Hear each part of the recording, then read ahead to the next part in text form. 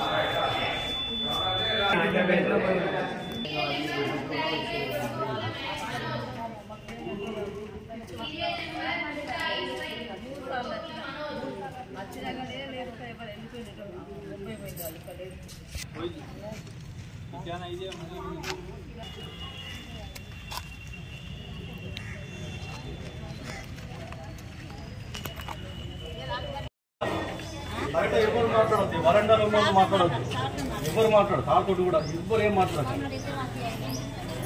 Sir పంపిస్తారు, పంపించే టైంలో పంపిస్తారు. అందరూ